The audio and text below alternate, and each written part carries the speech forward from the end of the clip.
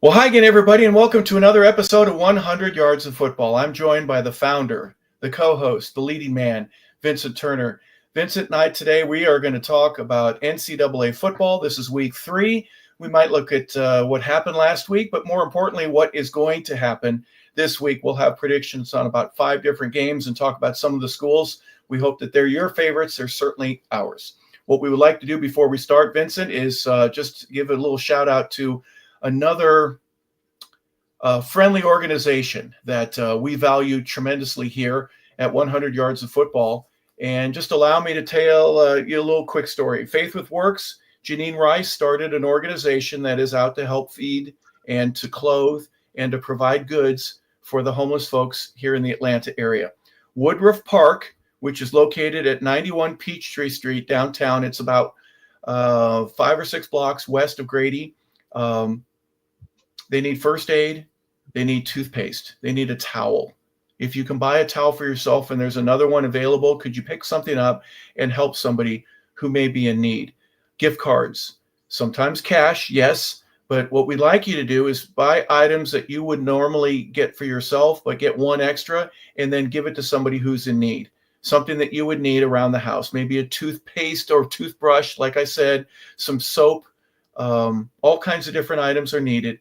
And if you want to get a hold of Janine Rice, go to her Instagram page.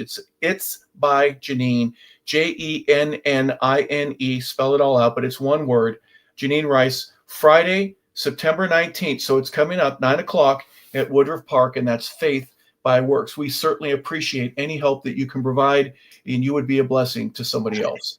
Vincent, we start today's show by looking at week 3. Week 2 was a very good week. If you're an NCAA fan, so far, so good. Everything seems to be hitting on full cylinders. We don't have a whole lot of conference games, but there will be a couple. We'll talk about 1 or 2 of those today. Tell us first your opinion of what happened this past week and what you're looking forward to this week. Going back to last week, I got to say Boomer Sooner is back in the house. John McTiernan, what a performance against Michigan on last Saturday night. Can we say the Sooner program is back? That was a huge, huge win.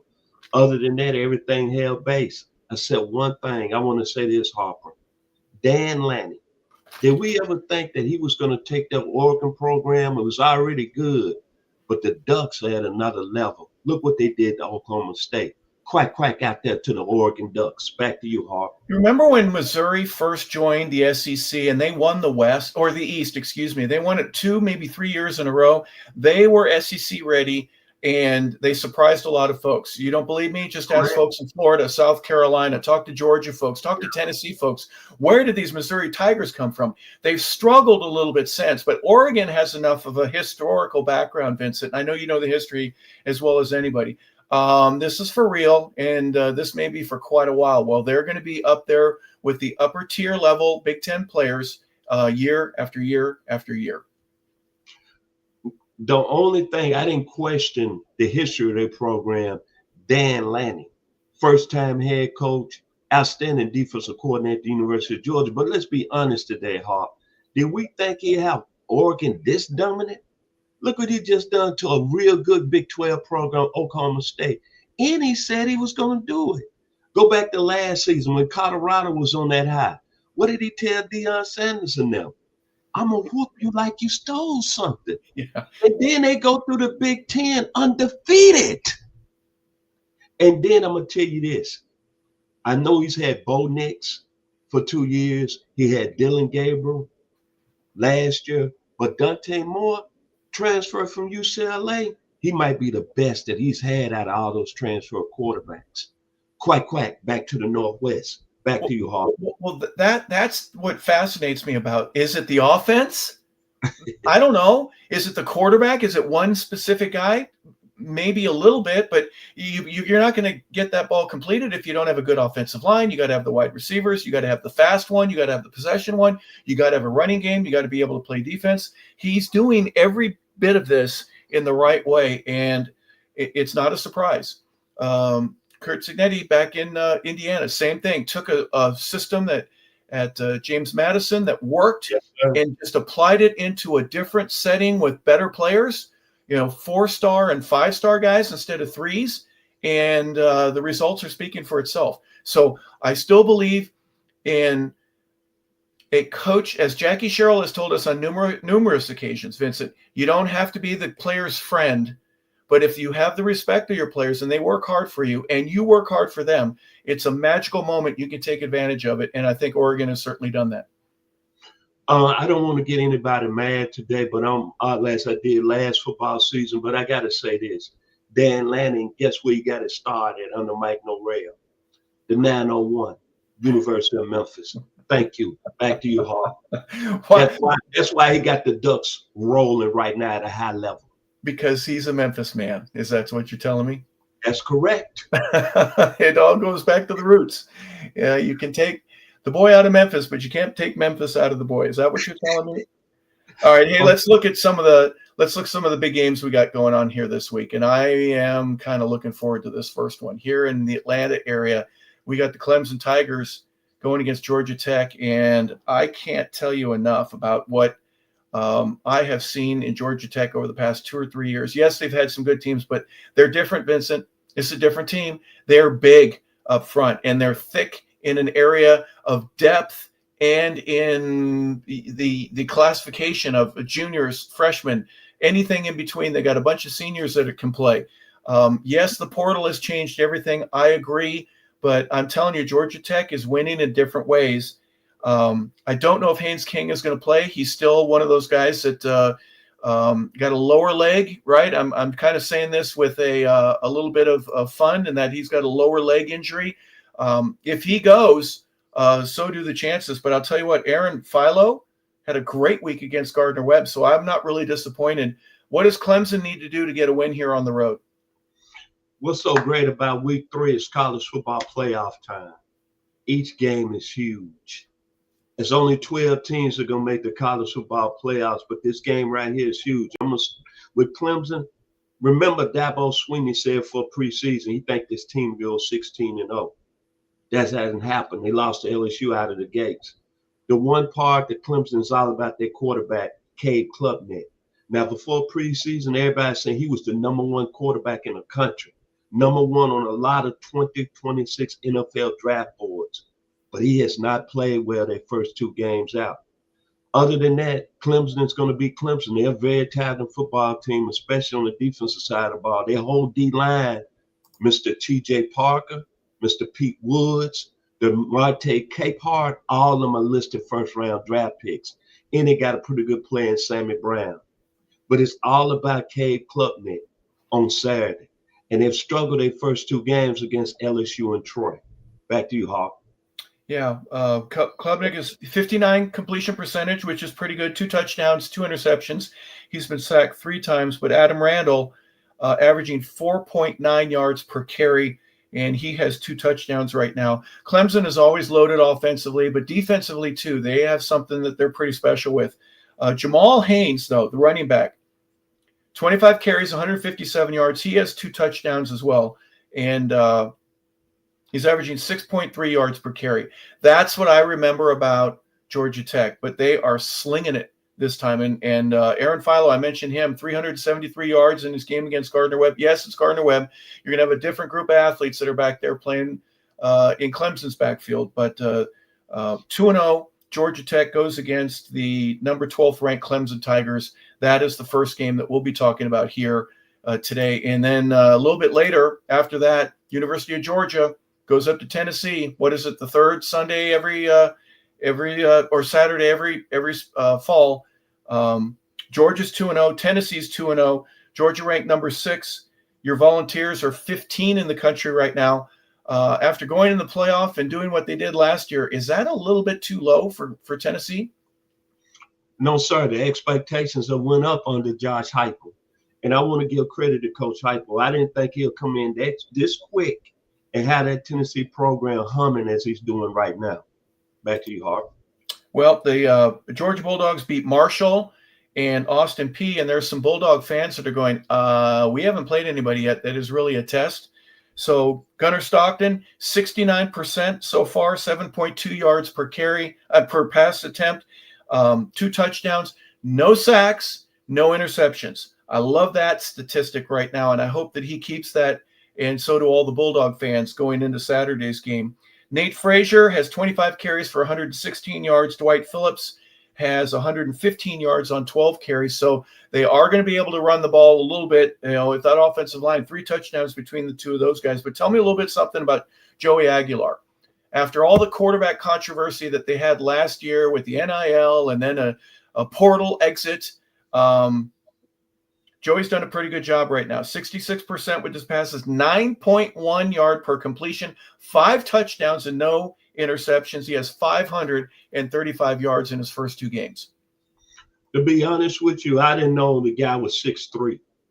That, first of all, really impressed me. When I was going through the preseason, my preview with Tennessee, the guy 6'3", he's played a lot of football at Appalachian State. I could tell you right now, talking to a lot of friends up there in Knoxville, the place is rocking. They can't wait. And this is a big game. Again, a playoff game. In Tennessee, right now, when Nico I left, there was a lot of people down. They said, what we going to do? Is Josh Harper going to find a quarterback? I'm going to tell you, Joey A., look what he did against Syracuse coming out of the box. And then last week, he had a very, very decent football game. But to me, the most of all, I look how the team is rallying around. Tennessee is playing on both levels. They balanced. And most of all, what I like about the game, and Joey A., he hasn't played in a big game yet. But if you know anything about Tennessee football, all you got to do is ask a guy that's became part of the platform Joey Clinkscales. Up there on the river, the Tennessee River, playing a game highly ranked like this, the boats are going to be coming in. The restaurant Calhoun is going to be rocking. Joey A. in the house, you playing against a top-ranked team. Hey, that's what it's about, man. It's college football time. The best on the best. And Joey A. has put Tennessee back into that talk right now. And this is a huge, huge football game. And I'm going to give it back to you, Harp. All I can say is this. Enjoy the game on Saturday at 3:30. Uga against Smokey. Back to you, Harp. Yeah, battle of the dogs, a little bit different. All right, we talk about the winner. Obviously, is in the driver's seat at least for a little while. Tell me about the loser, because I know I've been on the radio here locally, and after a Clemson or a South Carolina or a Tennessee loss back in the day, when Georgia loses one of those, everyone throws both hands in the air. If you've got papers, they go all over the place. They go out of their minds here. Is this going to be a devastating loss, or is it just, hey, we got to rebound, we got to take care of our business for the rest of the season because there's still a chance for us to get into the championship game for the SEC or to get into the playoff? You brought up a good point. Being a Tennessee fan over the years, living in this area, you're right. Fans are going to react, especially fans on the loser side. They're going to act like the season is over with. But we got a college football play, 12 teams going into the college football playoffs. I say to the loser of this game, it's only one game. You got to regroup, but it's the SEC. And each week, man, the level of competition is going to be up. It's almost like the National Football League, to be honest, the SEC. Because you're going to be playing ranked teams after ranked teams. But I would say this. Both schools have great coaches. So whoever loses this game, I think, especially Georgia, I think Kirby Smart will be able to regroup the dogs. And I think Josh Heupel. But to the fans, as you just mentioned, Harp, you're right. They're going to lose their mind to whatever team loses this game. But it's only one game, and you still got a long way to go the rest of the college football season. Back to you, Harp. Yeah. So this will be a good one. It's 3:30 on ABC. Following this by an hour on the CW network, Vincent, who would have thought that we would be talking about the South Florida Bulls? They're 2-0. They beat Boise. And then last week, I'm going to call it an upset, a surprise. I certainly didn't think Florida would lose to them, but they did. And they go against the number 5 team in the land. That's the Miami Hurricanes. They're 2-0. They beat Notre Dame in week 1, and then Bethune-Cookman. So there, Carson Beck has had an excellent early portion of the season that he can brag about. But Byron Brown, my goodness, man, this guy is something else. He's the leading passer, 65%, 7.9 yards per completion, 1 touchdown. Now, he's been sacked 5 times, but he's also the leading rusher. He has 109 yards on 31 carries. He has 2 touchdowns for them. All right, if I'm Miami, I'm thinking, slow this guy down and we got a chance to win. What's your offensive or defensive strategy depending on which side of the ball that you like. Remember, I told y'all about Byron Brown, the young man out of Raleigh, North Carolina. I kind of didn't want to get excited about South Florida, but remember, everybody was talking about Boise State the first game. What did the Bulls do? I don't have to say no more. The mic is dropped. Then they come back and they go into Gainesville, the Swamp, a real tough place to play. What happened? They come out with a victory. Byron Brown, we talk about all these great quarterbacks right now in college football. Nobody's mentioned his name, but I guarantee you this. The Miami Hurricanes know who he is. And like the coach said, the head coach, and I love him, Alex Golish, who got his job as a grad assistant at The Ohio State, told the people leading into the game, South Florida is not the South Florida of old. And what did he do? He went into the swamp. Now, I bet everybody on the college football nation is worrying about that team out of Tampa. And you know what? That's a very good football team, South Florida. They got one of the most explosive wide receivers in the country. Everybody talk about Jeremiah Smith. Everybody talk about Ryan Williams. But he's from your neck of the woods, Harp, out of Gwinnett County, Meadow Creek High School, Kayshawn Singleton. They call him the baby Calvin Johnson. All I know, he had a 51-yard touchdown against Boise State. And last week in the swamp, he had a 66-yarder. But most of all, I'm going to tell you this. I think Miami's 15-point favorite. I'd take the points and take South Florida. The Bulls are coming to South Beach, and they taking Miami over, the Miami Vice. This not Crockett. This not Crockett and Tubbs. You better realize South Florida is coming, and they're a good football team. Back to you, Hart. All right. If you got Crockett and Tubbs on a show, then I'm going way back there. Did you ever have one of those jackets that went halfway up your forearm and then you do the little fold there? I know that Don Johnson didn't like a guy when he called him pal. Remember, hey pal, we got some problems. We're gonna put you away for good. Here's my question for you. South Florida, I think they got a taste of it last week against the Gator defense. Can they match offensively the type of speed that Miami's going to bring with them? These guys know each other. Some of these guys played in high school together. The 4-star, the 5-star kid is at Miami. And then the 3-star that wasn't recruited very heavily, but he thought he could play, just need a little more time, a little more room in the weight room, or a little more out on the track. Now he's playing in Tampa for the Bulls. These guys might have a lot of friendly rivalries. There might be a little spitting, if you know what I mean. There might be a couple of pushes that take place afterwards. That's one of the things about this. But talk about how South Florida prepares for the additional speed that they're going to be going against with Miami team. I'm going to tell you one caveat. Last year, South Florida played Miami, and Miami ran up the score down there in Tampa and beat them 51. I think it was 51-10. I can't remember. Different team, though. Different team. And they've got a long memory. All those juniors. Go ahead. You brought up a good point. I'm looking at South Florida, and last week, the same thing somebody brought up on another podcast I was listening to. The main question you brought up, Harp, how they going to handle Florida speed? Well, all I know is they have the Gators at 16 points, and the Gators was inside the South Bulls 20-yard line 3 times, and they held them to field goals. Wow. So okay. I'm not worrying so much about that. What I'm worrying about is if I'm South Florida, can I handle the excitement? This is a huge football game. This is the biggest game in maybe school history. They got a coach that is the hottest coach right now in college football, Alex Golish. And right now, Miami is playing with house money. But at the end of the day, you in Miami, South Beach. And I think South Florida is going to have the speed to really maintain a level of play against Miami. And the game is so huge, man. Let's be honest here. You playing Miami. You've already beaten Boise State that people say that you should not have won that football game. You went into the swamp. You was a 17-point underdog. You went in there and came out with a victory. Now all eyes on you. And most of all, you got a very experienced quarterback, Byron Brown, who came to South Florida at 17 years old, Harper. And he's going to be 21 in the next couple of weeks. This young man has played a lot of football. So if you're a South Florida guy, and you're right, Harp, this is a different team. You're looking at it like this. Man, we beat Miami. It's the bigger picture. Maybe we can start thinking about that ring. And I know I love their head coach, Alex Golish. Studied at the Ohio State. And then he was the offensive coordinator under Josh Harper. And look what he's done so far. I don't think speed gonna be no problem. I think it's a game, and you've been in these type of games. It's a game that is gonna be a lot of adrenaline. It's gonna be, hey, it's gonna be loud in the Orange Bowl, whatever they call it, Hard Rock Cafe or whatever. But I think it's a game that's gonna be one of the better games of the day. Yeah. Must see TV.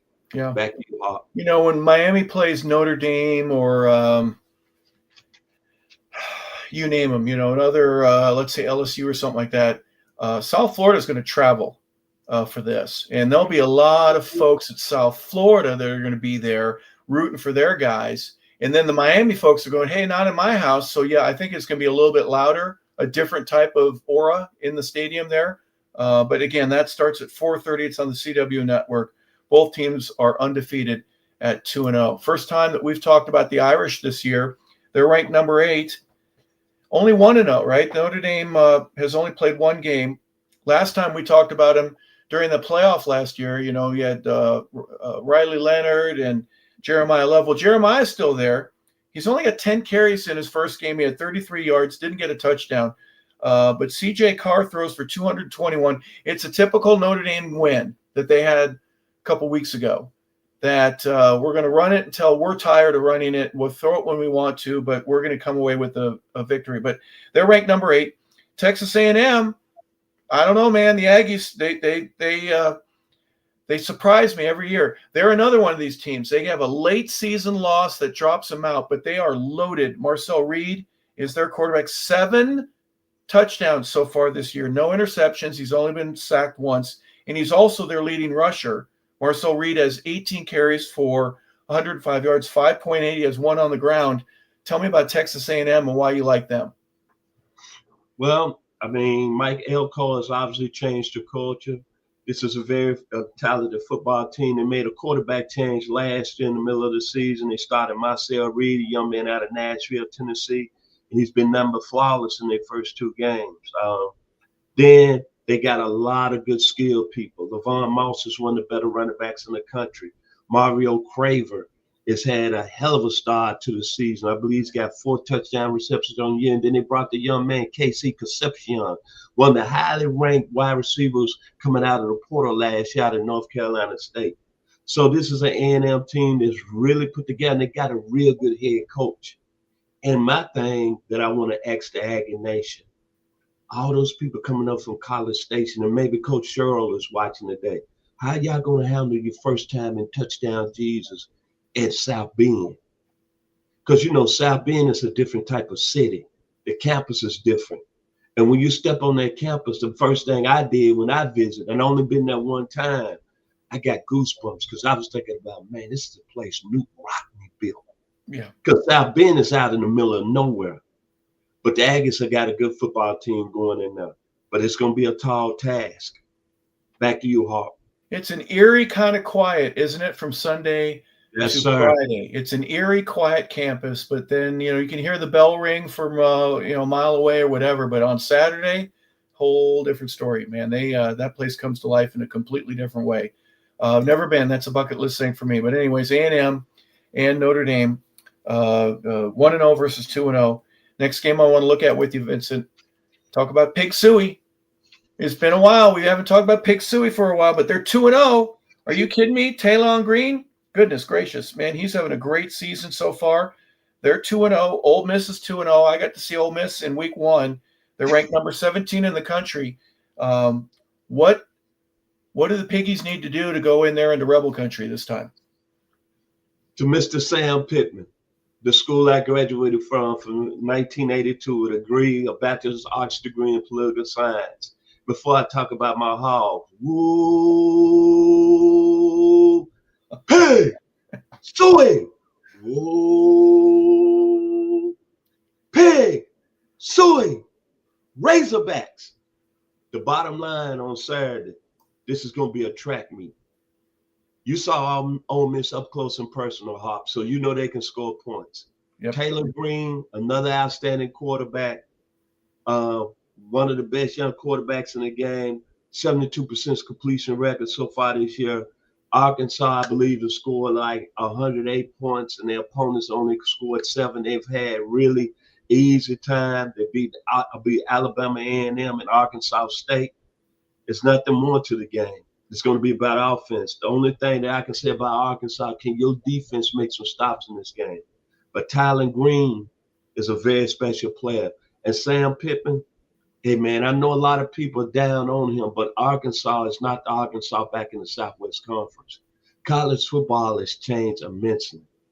And Arkansas has went through a lot of coaches. To the Arkansas faithful, I think Sam Pittman is a good man. I think he's a good coach.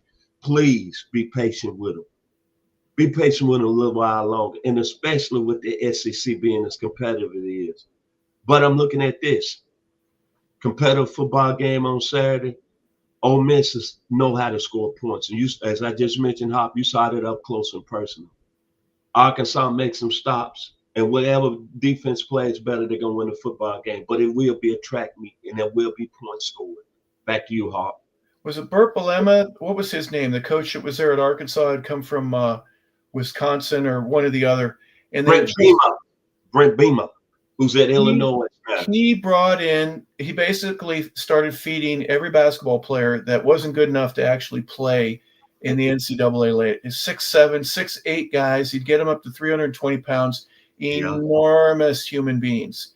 What do you think about in terms of the offensive line, defensive line? What is it about Arkansas right now? You said it's a little bit different. Be patient with Coach Pittman. I get it. But what are they built to do right now? Are they built to be 3 yards in a cloud of dust? Are they built to be speed guys? Are they going to be flying all over the field? Are they a little bit of both? Tell me what your opinion is regarding the Hogs. But they're a spread type team, man. They got Bobby Petrino as offensive coordinator, and the bottom line, they throw the ball around a lot. It's totally different when Coach Beamer was there. Yeah. And when I look at it, I understand what they're saying. You got to be able to score points, I guess, in this league and be one of the top college football teams in the country. But like I say, the school and the offense is built to score points. But the thing that made Arkansas so tough in the day was defense, especially when I was there. Teddy Morris, Billy Ray Smith, Danny Walters, Jimmy Walker, Ron Farrow. Grit and grind. Arkansas was going to play real well defensively. The Hall of Famer Dan Hampton. So they've gotten away from that concept a little bit, and I just think that's why they've been struggling throughout the last few years under Coach Pittman and the other coaches that's followed. They just not had that die-hard, Big Red Hall type defense up there in Fayetteville. Back to you, Harper. Well, one of the things that fascinated me about Ole Miss is their ability with the slot, or even in some cases, the outside receivers running about 4 or 5 yards up the field and then crossing to the other side. It was a track meet. And I've seen them do it before. Last year when they lost to, was it Florida near the end of the year, and Jackson Dart was just slinging it all over the place. I just remember looking at some of the routes and going, wow, how are these guys so open? They put a tremendous amount of pressure on your nickel or your outside linebackers especially. They can't cover these guys. But if you have a corner, then I'm going to run.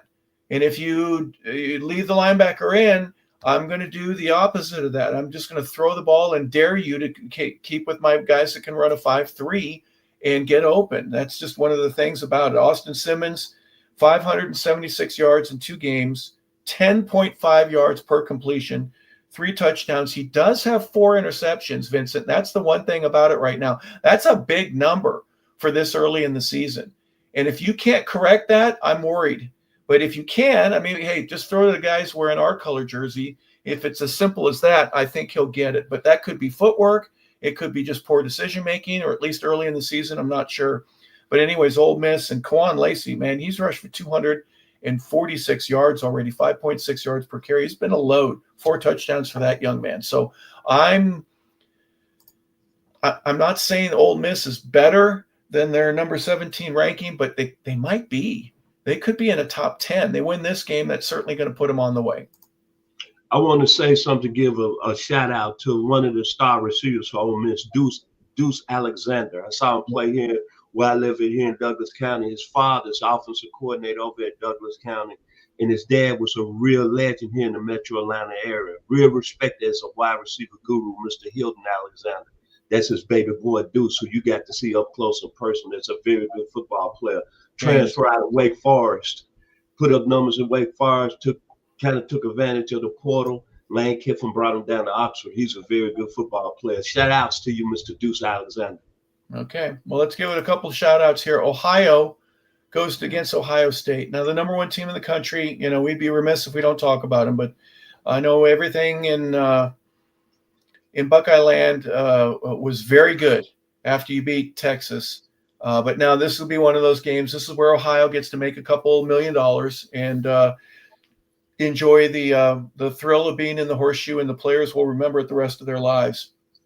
But there's really not a whole lot with this game, so we're just kind of got to bypass. If you don't mind, before we get to the Wisconsin at Alabama, Vincent, I just wanted to throw this at you. New Mexico goes to UCLA. The Bruins are 0-2 and can't find their way out of wet paper sack right now. I am actually surprised that the Bruins have fallen. We talked a little bit earlier about how good Oregon was. Well, another Pac school that's really struggled right here, and that's the UCLA Bruins. Do you see them going 0-3, or do they finally get things turned around here against New Mexico? I don't know what's going on out there in LA with the UCLA program.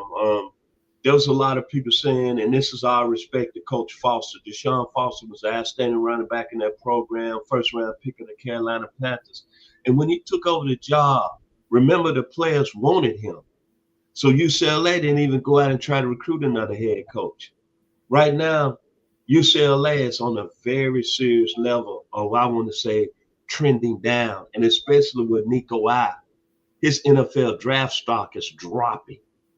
And with Deshaun Foster, you go 0-3. My words to the UCLA brass and to Coach Foster, you might need to start looking for maybe another house in LA and maybe start looking, because you're not going to survive. Sorry, this not John Wooden back in 1941 when you was losing 15, 16 games and they said, hey, we had a great coach. Nah, buddy, UCLA, you better get it together real quick. And Mr. Coach Foster, I like you, but this is the realization. You go 0-3, you might even right now not even come back next year. You got to raise the ship, baby. UCLA does not supposed to lose to Las Vegas, Nevada. I don't care if they got Dan Mullen the coach or not. That doesn't supposed to happen. Back to you, Harper. Yeah, well, New Mexico, Jack Lane is their quarterback. He's only thrown for one touchdown, but 363 yards. It's an okay number, but you got to consider they go to Michigan in week 1. They lose 34-17. That's kind of a respectable score for a team like, any Mountain West Conference team. Then they beat Idaho State, and they got UCLA. Then they'll take New Mexico State. That'll be their in-state rival. But New Mexico, this game's on Friday night, by the way, also at UCLA. One of those ones that you may want to peek in. You may not spend the whole night looking at it, but UCLA Bruins may be in trouble if they don't win this game. All right, Wisconsin goes to Alabama. Boy, if Wisconsin comes out, I'm not even going to call it an upset, but if they win this ball game right here, are you kidding me? This could be bad news for Roll Tide. Okay, you passing the ball back to me. I'm gonna say this. Sweet home Alabama, Leonard Skinner. Alabama loses this game. I got 2 words. Lane Kiffin. 2 words. Lane Kiffin. You think? Must win for Alabama. And then you got Georgia coming up next week. You lose to Wisconsin, Caleb DeBoer. Hey, man, you might need to start getting your pink slip. 2 words, Lane Kiffin. Back to you, Hawk. Well, Lane's doing it outside of Alabama. That's an interesting scenario. I think you're not alone in that, but that's going to take some cash now. That's going to dip into your portal fund, right? Wisconsin's 2-0. The 19th ranked Crimson Tide, they are 1-1 right now. Vincent, just give me a quick second. What did this game used to mean? Pitt at West Virginia, or West Virginia at Pitt. This year they're going to be in West Virginia. This used to be a huge game. Now they play it earlier in the year, and for some reason or another, it just doesn't have the same effect for me. What about you? Yeah, that was a game that back when I was in school, very serious rivalry. Hugh Green, Tony Dorsett, then you had West Virginia, Sam Huff back in the day, Major Harris. Ken Herrock, remember Ken Herrock is a Mountaineer. Yeah, let's get it. Shout outs to Mr. Herrock. But at the end of the day, hey man, they two programs. It's kind of like it's not the 70s, it's not the 80s, it's not the 50s. Unfortunately, we're in the new millennium, and both schools are where they at. Rick Rodriguez is back at West Virginia. He did have him as a top 10 program when he was there. Pitt, like I said, Pat Nuzzi, the head coach. I thought him coming over from Michigan State, which he's done well. He's had him competitive for some years, but honestly, we're not going to go back to the days of the Dan Marinos no more, the Jackie Sherrills or the Jimmy Johnsons when he was the assistant there. That's just unfortunate. But it's going to be a pretty good football game. I'm sure it's going to be bragging rights for both schools because they real close together, right? They're only like 70 miles apart, Morgantown and Pittsburgh, correct? Yeah. It's about an hour drive. Yeah. Okay, so, hey, kudos to the winner of that game, the school, to the winner of that game. Many blessings. Well, let's finish off by talking about the Gators. The Gators. Not with an R at the end of it. Florida. Gators. Come on now. I think this is a must win, and they've got to go to Baton Rouge to do it against the number 3 team in the nation because I've looked at their schedule. We'll talk about it in just a second, but big loss they took last week, right? We've kind of talked a little bit about the South Florida Bulls. They go down to Gainesville. They get it done. What do you do to correct things that need to be corrected and you don't have a whole heck of a lot of time if you're in charge of Florida's organization now? Well, offensively last week, they moved the ball well against South Florida. Like I said, I mentioned on the previous few minutes ago, is that they was inside South Florida's 20-yard line 3 times, and they only came out with 2 field goals. They didn't finish. They got to finish.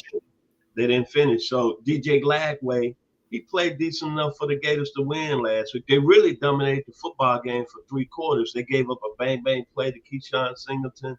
And this is a Gator team that does have some offensive pieces that can be able to score the ball down there in Death Valley on Saturday night. But again, you know yourself, Harper. You played at a high level. Great teams win games they're supposed to win. Great teams win in environments. And I'll tell you this, I really love head coach Billy Napier. He went to Louisiana, was a top-rated assistant at Alabama, went to Louisiana and won. But at the end of the day, it's unfortunate that he's in a situation right there in Florida. This is a must-win football game because I'm going to give you 2 words. You lose this football game. And Lane Kiffin? Are you going to give me Lane Kiffin again? Come on. No. John Gruden. Really? John Gruden. Yes, sir. Check the tea leaves. John Gruden. He's been on the back channels allegedly talking to Steve Spurrier. Wow. I don't mean to put it out there, but y'all can check the tea leaves. Yeah, you do. You meant to put it out there. Well, they beat Long Island in game 1. Look at the schedule. Who on earth agreed to this? You're the University of Florida, and you have a great team. You are welcoming the schedule. And when you get through it, if you win 9, 10, maybe 11, you're saying, if we're not in, we don't even have to win the championship. We're in. We're going to play, and we're going to get at least one home game. And with the bowl games in Florida, that's basically getting another one. They play the number 3 team in the country, Louisiana. Then they play at Miami. And by the way, they're the number 5 team in the country. After that, that's at Miami. Then they've got to go. They're at home against Texas. They're, by the way, the number 7 team. So 3 back-to-back top 10 teams. Then they got to go to Aggieville and take on A&M. They get a game at Mississippi State. Mississippi State going to give them everything. Then they come. Georgia comes into town. They're the number 6 team. You get Kentucky. Then Ole Miss, which is number 17 now. Tennessee, which is number 15. And then you finish with Florida State. Are you kidding me? You've got 7 top 25 and 4 top 10 opponents on the same schedule in the same year. It's unheard of. They get through this. They've earned my respect. They lose here. They go 1-2, and then they've got the rest of that schedule. 2 words. 2 words, Vincent. John Gruden. John Gruden. My goodness. Wow. All right. Anything else before we go? We've looked at a lot of games here, and our folks that are watching, the fans that are part of 100 Yards of Football, there may be some others that you're certainly interested in. But the Boomer Sooners are back. Ohio State's still number one, and just about everything else in between. Vincent, final thoughts before we head out for the day. When you look at college football right now, and I know a lot of people don't agree with the playoffs, but right now college football is at another level. It's a level of excitement. Every week it's like going to be a playoff game. And Harper, let's don't be hard on the Gators. Remember, the SEC expanded it. So I'm sure all these teams that came on their schedule would have never been on their schedule, like Texas. But when you look at it, or A&M joining the league years ago. But when I look at college football right now, I'm becoming a fan just like watching the National Football League. From here on out, from week 3, every game is going to be big, especially in the Big Ten and the SEC. Ranked teams going against ranked teams. The pressure is on. The pressure is on. If I'm the Gators before I enter the day, you playing with house money. You lost to South Florida. The tea leaves over there in Gainesville have been really hard on Billy Napier. But LSU is not so much better than the Gators. The Gators are still a talented football team. So that got my eye intrigued. Then you got Georgia and Tennessee. Questions about Gunnar Stockton. You could talk about him running all day, but can he make plays in the passing game? And then down in South Florida, oh my God, Miami Vice, the people coming up from Tampa. Can you imagine if South Florida beat Miami? And you know what? I'm going to share a tea leaf before I leave today. Our producer, shout outs to him. We call him Babyface Logan Landers. Guess where he's taking his vacation, and he's leaving out tomorrow morning. He's going to be in Tampa from Thursday to Sunday. Think about if South Florida wins that football game. Oh, he'll get mauled. He'll get mauled.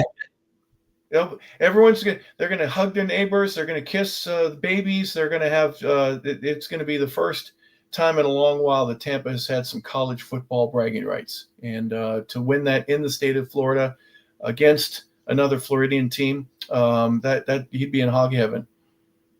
That's right. So on Saturday, if you off, get to your man cave, as a lot of people say, get your split screens in your house, or even go to Buffalo Wild Wings or some establishment. Because this weekend is going to be special. There are some really outstanding matchups that need to be seen on Saturday. We can't get no better than this in college football, man. Georgia, Tennessee, Florida, LSU, South Florida, Miami, Notre Dame, Texas A&M, and it's going to get better. It's going to get better. Back to you, Harper. Clemson and Tech, we talked about all of them, and it starts on Thursday, tomorrow night. North Carolina State takes on Wake Forest. There'll be 5 games on Friday, and then a whole slew of Saturday action starting at noon Eastern and going until about 1 in the morning if you want to include the Hawaii Rainbows taking on who does Hawaii got? They got Portland State. That game starts at midnight, so you can be up till 3 in the morning if you want to. But a lot of great football, and we're happy that you guys are going to get to enjoy it. It means a lot. The games are just now starting to turn up the volume in terms of the intensity, the rivalries, and some of the important games that are obviously going to lead to a chance to be in the playoff at the end of the year. So for Vincent Turner, I'm Harper LaBelle. Hey, remember, Faith with Works, charity organization. Go to Instagram by It's by Janine. Just remember some folks that need some help if you wouldn't mind. We'd certainly appreciate it. Next time you give, at least consider doing Faith by Works a big favor by earning your attention. Thank you so much for that. We hope you have a fantastic rest of your day, everybody. This has been 100 Yards of Football. This is our college football preview. Week number 3 is in the books. We hope you have a fantastic rest of your day, everybody. Goodbye.